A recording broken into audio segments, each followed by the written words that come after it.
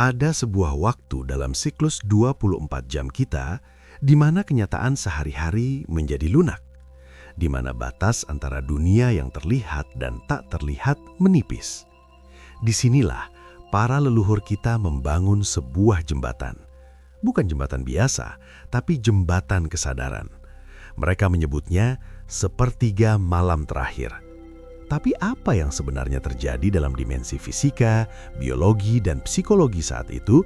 Dan mengapa ritual yang dilakukan di waktu ini bisa menjadi tangga menuju pencerahan tertinggi? Atau malah jika dilakukan dengan salah, menjadi bom waktu yang perlahan-lahan meluluh lantakan hidupmu?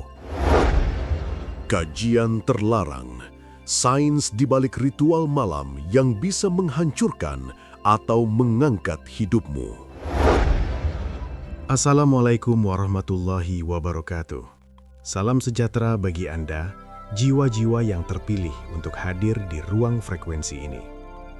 Segala puji bagi Sang Pemancar Cahaya yang telah mempertemukan kita dalam kajian yang tidak biasa ini. Syukur kita panjatkan karena di saat jutaan orang masih tertidur dalam ketidaksadaran, Anda digerakkan untuk bangun dan mencari kunci-kunci rahasia semesta. Selamat datang dalam sebuah kajian yang mungkin akan menggeser cara pandangmu tentang malam, tentang doa, dan tentang dirimu sendiri. Saya akan membawa Anda menyelami sesuatu yang jarang disentuh di ruang publik, sebuah persimpangan antara pengetahuan rahasia para nabi dan mursyid dengan bahasa sains modern yang tak terbantahkan. Mari kita buka pintu pengetahuan yang selama ini tertutup rapat oleh tirai dogma dan ketidaktahuan. Siapkan hati dan pikiran Anda, karena setelah ini, malam-malam Anda tidak akan pernah sama lagi. Hari ini, kita akan mengupas habis apa yang saya sebut kajian terlarang, sains di balik ritual malam yang bisa menghancurkan atau mengangkat hidupmu. Mengapa terlarang? Bukan karena dilarang oleh otoritas, tapi karena pengetahuan ini sering disembunyikan atau hanya diberikan kepada murid-murid tertentu yang dianggap siap. Karena pengetahuan ini adalah pedang bermata dua, bisa menjadi penawar mujarab atau bisa menjadi racun mematikan, tergantung dari siapa yang memegangnya dan bagaimana ia menggunakannya. Bagian 1. Benih kehancuran. Ritual yang dilakukan dengan frekuensi yang salah. Mari kita mulai dari sisi yang gelap dulu, dari potensi kehancuran. Saya yakin di antara Anda ada yang rajin bangun malam, rajin tahajud, rajin bermeditasi. Tapi entah mengapa, bukannya hidup semakin baik, malah seperti berjalan di tempat. Masalah datang bertubi, keuangan seret, hubungan ruwet, seolah ada yang salah dengan ritual itu sendiri. Ini bukan salah ritualnya, ini salah frekuensi pelakunya. Perhatikan ini. Saat Anda bangun di sepertiga malam, antara jam 3 sampai 5 pagi, alam semesta sedang dalam kondisi zero point atau titik nol. Suhu bumi paling rendah, aktivitas manusia paling minimal, polusi suara hampir tidak ada. Dalam keadaan ini, atmosfer bumi menjadi konduktor energi yang sempurna, seperti antena raksasa yang siap menerima dan memancarkan ulang segala frekuensi yang Anda lepaskan. Nah, apa yang terjadi jika Anda bangun dengan perasaan, "Aduh, hutangku banyak sekali. Ya Allah, lunaskan hutangku. Aku takut masa depanku suram. Aku sedih, hidupku seperti tidak ada jalan keluar." Anda sedang menyiarkan frekuensi kekurangan, ketakutan, dan keputusasaan ke dalam antena raksasa bernama alam semesta. Dan hukum fisika paling dasar berlaku, seperti menarik yang seperti, like attracts like. Analogi ilmiah. Pikirkan tentang teknologi radio. Anda menyetel frekuensi 103.5 FM untuk mendengar musik klasik. Anda tidak akan mendengar berita olahraga dari frekuensi itu, bukan? Nah, tubuh Anda adalah transmitter dan receiver. Semesta adalah stasiun pemancar raksasa yang selalu menyiarkan segala kemungkinan, kelimpahan, kekurangan, kebahagiaan, kesedihan. Pertanyaannya, frekuensi mana yang Anda setel? Jika Anda bangun malam dengan membawa frekuensi kurang, maka sepanjang hari itu, semesta akan mengirimkan kepada Anda segala situasi, orang, dan kejadian yang sefrekuensi dengan rasa kurang itu. Hutang tidak lunas, mungkin malah datang tagihan baru. Ini bukan karena Tuhan tidak mengabulkan doa, tapi karena Anda sendiri yang sedang memesan lebih banyak kekurangan melalui gelombang energi yang Anda pancarkan. Bagian 2. Anatomi gelombang otak, pintu gerbang bawah sadar. Sekarang, mari kita masuk ke laboratorium yang paling canggih, otak Anda sendiri. Saat Anda tidur lelap, otak Anda memproduksi gelombang delta, 0,5 hingga 4 Hz. Saat Anda terbangun, Anda tidak langsung melompat ke keadaan sadar penuh, beta, 12 hingga 30 Hz. Ada sebuah jembatan, sebuah gerbang. Itu adalah gelombang theta, 4 hingga 8 Hz. Gelombang theta adalah zona senja kesadaran. Saat inilah critical faculty, sang penjaga gerbang pikiran sadar, sedang lengah. Saat inilah alam bawah sadar Anda terbuka lebar seperti pintu yang tidak terkunci. Apapun yang Anda pikirkan, rasakan, atau ucapkan di kondisi theta ini akan langsung masuk ke ruang server utama bawah sadar Anda, tanpa filter. Bayangkan bawah sadar Anda seperti tanah subur. Gelombang theta adalah saat di mana tanah itu sedang terbuka untuk ditanami benih. Nah, kalau Anda menanam benih, aku tidak mampu, hidupku susah, aku tidak dicintai, maka benih itulah yang akan tumbuh subur menjadi realitas hidup Anda di kemudian hari. Ini bukan lagi soal positive thinking, ini soal frekuensi being. Anda tidak bisa membohongi alam bawah sadar dengan afirmasi kosong. Jika Anda berkata, aku kaya, sementara hati Anda memancarkan getaran takut miskin, yang didengar oleh semesta adalah getaran takut miskinnya. Getaranlah yang menjadi doa yang sesungguhnya. Bagian 3. Misteri cahaya putih dan 7 warna. Kode semesta dalam diri. Dalam spektrum elektromagnetik, mata manusia hanya bisa melihat sebagian kecil yang kita sebut cahaya tampak. Itu pun ketika diurai oleh prisma, ia terbagi menjadi 7 warna: merah, jingga, kuning, hijau, biru, nila, ungu. Tapi ketika ketujuh warna ini bersatu, mereka menjadi satu, cahaya putih. Apa makna spiritualnya? Kesatuan dalam keberagaman. Ketika Anda memakai kain ihram putih di haji, atau ketika Anda berada dalam kondisi meditasi terdalam, Anda sedang disimbolkan untuk menyatukan semua warna dalam diri Anda. Semua sisi, semua pengalaman, semua luka, semua kelebihan, menjadi satu sinar putih yang murni.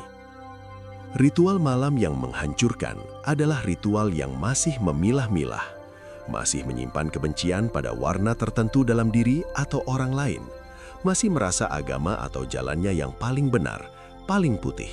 Itu adalah ilusi. Sedangkan ritual malam yang mengangkat adalah ritual yang melakukan integrasi. Ia menerima bahwa di dalam dirinya ada si pemarah, merah, si cemas, kuning, si pendendam, hitam, dan ia merangkul mereka semua dalam cahaya kesadarannya. Inilah makna sejati dari penyucian diri, bukan membuang bagian-bagian yang dianggap buruk, tapi menerangi mereka dengan kesadaran, sehingga mereka kehilangan kekuatannya untuk mengendalikan hidup Anda. Bagian 4. Ritual pengangkatan, protokol saintifik untuk mengubah nasib. Jadi, bagaimana melakukan ritual malam yang mengangkat bukan menghancurkan? Berikut protokolnya berdasarkan sains dan spiritualitas. 1. Protokol bangun tidur, The Gentle Awakening. Jangan gunakan alarm keras yang membuat Anda kaget melompat dari delta ke beta. Itu seperti menyalakan mesin F1 tanpa pemanasan. Bangunlah dengan lembut. Jika perlu, latih diri untuk terbangun secara alami dengan niat sebelum tidur. Setelah mata terbuka, jangan langsung bergerak. Tetaplah berbaring selama 2-3 menit. Rasakan napas. Ucapkan rasa syukur dalam hati. Alhamdulillah, aku diberikan 1 hari lagi. Ini memungkinkan otak Anda melewati jembatan Theta dengan lembut sambil memancarkan frekuensi syukur. 2. Protokol pembersihan dipol magnetik, the dipole reset. Nabi Muhammad SAW mengajarkan untuk meletakkan tangan kanan di pipi kanan dan tangan kiri di bawah kepala sambil membaca 3 kul sebelum tidur. Ini bukan sekedar bacaan, ini adalah teknologi energi. Tangan Anda memancarkan medan elektromagnetik. Saat Anda membaca ayat-ayat inti dengan penuh kesadaran, Anda mengirimkan frekuensi penyelarasan ke dipol-dipol magnetik di otak belakang yang mungkin acak-acakan setelah seharian menerima energi negatif. Hasilnya, tidur lebih berkualitas, mimpi lebih jernih, dan bangun dengan baseline energi yang bersih. 3. Protokol being versus asking, the state of already having. Ini intinya. Saat Anda duduk untuk bermeditasi atau sholat di kegelapan malam, jangan meminta. Masuklah ke dalam keadaan seolah-olah doamu sudah terkabul. Ingin kelimpahan? Rasakan dan pancarkan perasaan gratitude atas kelimpahan yang sudah ada. Napas, jantung yang berdetak, rumah, keluarga. Ingin sehat? Rasakan dan pancarkan perasaan vitalitas yang mengalir di setiap sel tubuhmu. Ingin damai? Jadilah sumber kedamaian itu sendiri di dalam ruangan itu. Ingat, semesta merespons getaran, bukan kata-kata. Ketika Anda sudah being in the state, Anda menarik realitas yang sesuai dengan keadaan itu. Doa bukanlah saat Anda mengemis kepada Tuhan. Doa adalah saat Anda menyetel diri untuk menerima apa yang sudah selalu tersedia untuk Anda.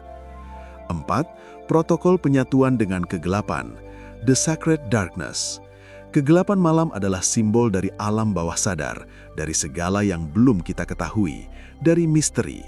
Ritual yang mengangkat adalah ritual yang tidak takut pada kegelapan ini. Ia justru masuk ke dalamnya, duduk diam di dalamnya, dan menyadari bahwa di balik semua kegelapan eksternal dan internal, ada cahaya abadi yang tidak pernah padam. Inilah yang disebut nur ala nur, cahaya di atas cahaya. Bagian 5. Kisah nyata dan peringatan terakhir. Izinkan saya berbagi 2 kisah nyata. Pertama, seorang pengusaha yang bangkrut. Setiap malam ia tahajud sambil menangis, memohon agar usahanya bangkit. Tapi yang ia pikirkan adalah kegagalan, rasa malu, ketakutan. Hasilnya, ia semakin terpuruk. Ia baru pulih ketika diajari untuk bersyukur dalam keadaan bangkrut itu. Bersyukur masih bisa bernafas, masih punya keluarga. Dari situlah energi berbalik. Kedua, seorang ibu yang anaknya sakit keras. Setiap malam ia berdoa dengan panik. Saya tanyakan, ibu saat berdoa, apakah yang ibu lihat?